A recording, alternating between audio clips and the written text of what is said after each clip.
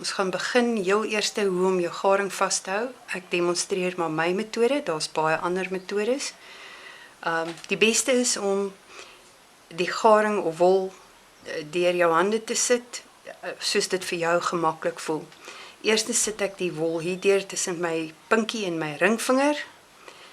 My pinkie buig ek om, want die garing word daardeur gereguleer om die spanning eweredig te hou.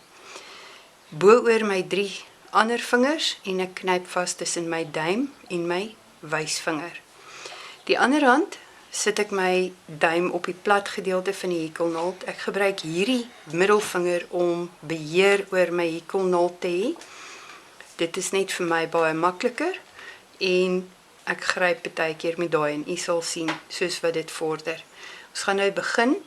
Die heel eerste is om die skuifknoop te maak. U druk deur, draai al om die wysvinger, knyp vas met die duim en die wysvinger, druk van voor af onder deur die wol, trek deur.